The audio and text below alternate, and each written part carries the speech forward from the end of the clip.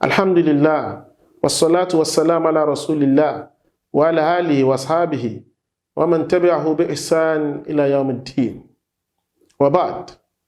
We thank Allah subhanahu wa ta'ala for making us see this day. We thank Him for another episode of Riyadh al-Muttaqeen, Guardian of the Pious. On today's episode, we shall be looking at the topic Ash-Shamata. Ash-Shamata, gloating over another's grief. What does it mean? Al-Qurtubi, the Mufassir, the great Mufassir, defines Ash-Shamata. He says, Iya sururu bima yusibu akhaka min al-masahib fi ad-din wa ad-dunya. It is being happy with the trials or the misfortune that has befallen your brother in his religious or his worldly affairs. And when you see today, with the advent of social media, you will see a lot of people in the name of blogging, or in the name of posting, in the name of influencing, making jest of fellow Muslims. And there is a need to really address this. So you know the impact and you know the punishment attached or the rewards attached to what you are doing on earth here, even before you get to the day of Qiyamah. And I'm hoping that with today's topic, inshallah, biqudratullah, we'll be inspired to stop this and tread the path of piety. Allah says in Surah Al-Imran about those who make jest of others. He says, "In tamsaskum asanatun tasuhum." If good befalls you, they are sad, they are unhappy. Wa in tusibukum sayyi'atun yafrahu biha. But if evil befalls you, they are happy. So you see, so Allah explained this. So I'm sure that we do not want to be part of these people who make jest of people, and Allah speaks about them in the Quran, because their reckoning would be very severe. Allah says further in Surah Al-Ahzab, وَالَّذِينَ يُؤْذُونَ لِمُؤْمِنِينَ وَلِمُؤْمِنَاتِ.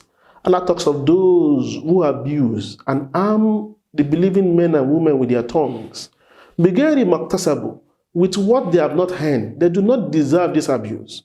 فَقَدْ اتَّمَلُوا بُؤْتَانًا وَإِثْمًا مُبِينًا.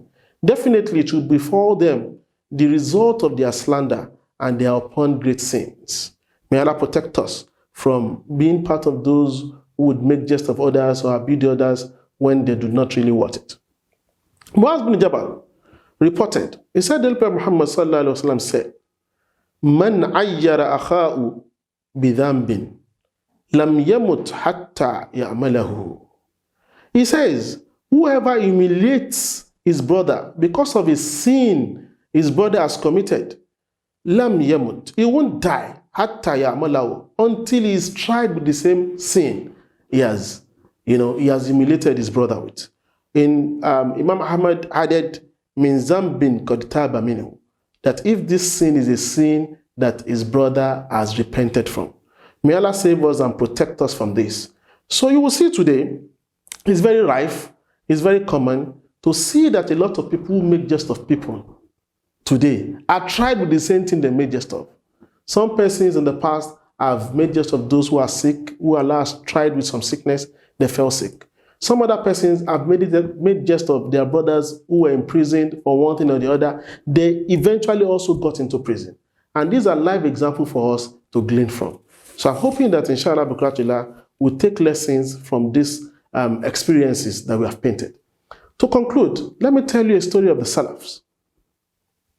There was an encounter between Al-Qasa'i and Yazidi.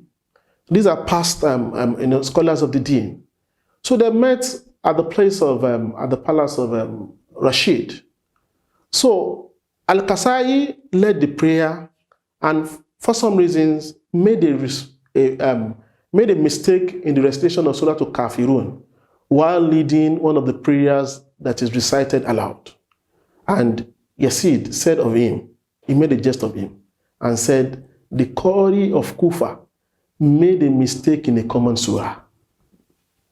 Subsequently, there was another prayer another salat where Yazidi was now made to lead. And Yazidi eventually made an error in the recitation of Surah Al-Fatiha, which is the most common surah. You see what Allah has tested him with? In response, Al-Kasai said, Ihfaz lisanak, la tekul fatubtala, innal balaha muwakkalun bilmatik. Guard your tongue. Do not say what you'll be tried with, because trials have been weaved around the tongue. Brothers and sisters in the deen, I encourage us to please be calm and be patient and restrain yourself from gloating over the misfortune of your brother.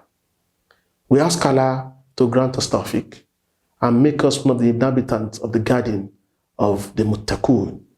May Allah grant us al-Jannah Firdaus. Assalamu alaikum wa rahmatullah wa barakatuh.